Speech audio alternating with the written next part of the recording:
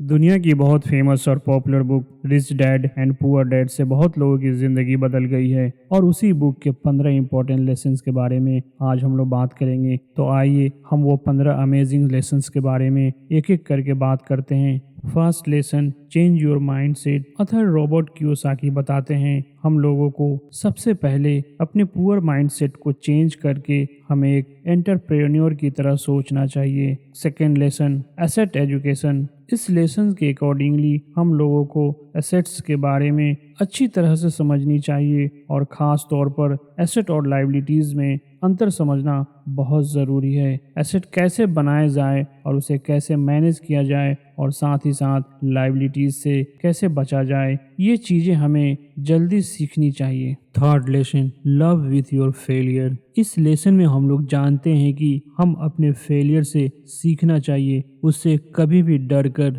भागना नहीं चाहिए। फेलियर से ही हमें अपनी सही वास्तविकता का पता चलता है। फेलियर लर्निंग्स की अपॉर्चुनिटी है। Fourth lesson, stay away from debt. इस लेसन से हम लोग सीखते हैं कि अपने कर्जों को जल्दी कम करना चाहिए, जितना जल्द हो सके अपने डेट को ख़त्म करना चाहिए। क्रेडिट कार्ड और लोन से हमें हमेशा दूर रहना चाहिए, ये हमारी ग्रोथ के लिए बहुत बड़ी रुकावट बन जाती है। Fifth lesson, invest in real estate. दोस्तों, रियल एस्टेट में इन्वेस्ट करके हम लोगों को एक पैसिव इनकम सोर्स क्रिएट करना चाहिए। जब आप एक प्रॉपर्टी बनाते हो तो उस आने वाली इनकम से हमारे दिमाग को बहुत शांति मिलती है। Sixth lesson, create multiple streams of income. दोस्तों, ये सबसे इम्पोर्टेंट लेसन है। इस लेसन से हमें ये सबक मिलती है कि हम लोग कभी भी एक जॉब और किसी एक इनकम पे डिपेंड रहना बहुत ही खतरनाक है।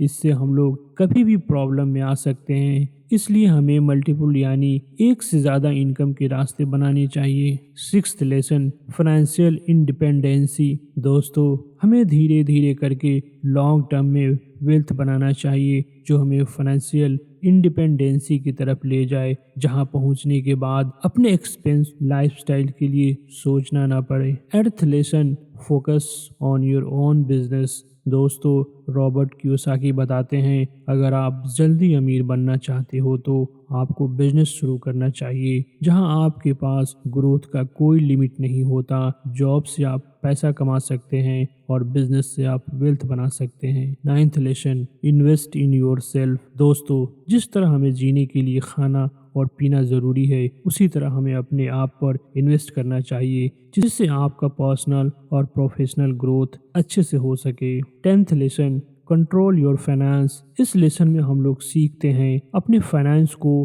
कैसे कंट्रोल में रखें। हमें फाइनेंस की इतनी नॉलेज होनी चाहिए कि हमें किसी और के डिसीजन पे डिपेंड ना होना पड़े। फाइनेंस की वो हर बारीकियों को समझकर फाइनेंस को अपने कंट्रोल में रखें। 11th lesson, don't chase money. दोस्तों, हमें हमेशा वैल्यू क्रिएट करने पर फोकस करना चाहिए, ना कि पैसा बनाने पर। अगर आप एक बार वैल्यू या ब्रांड बना लेते हो तो पैसा ऑटोमेटिकली आपको फॉलो करेगी। 12th lesson, think long term. Author बताते हैं हमें लॉन्ग टर्म के हिसाब से सोचना चाहिए और उसी हिसाब से डिसीजन लेना चाहिए, ना कि क्विक फाइनेंशियल गेन्स के बारे में सोचना चाहिए। 13th lesson, focus on wealth building. दोस्तों, इस लेसन से हम सीखते हैं कि धीरे धीरे एक के बाद एक एसेट बनाकर वेल्थ क्रिएट करना चाहिए, जिससे हमारा फाइनेंशियल फ्यूचर सिक्योर और काफ़ी स्ट्रांग हो जाए। 14th lesson, fight with your obstacle.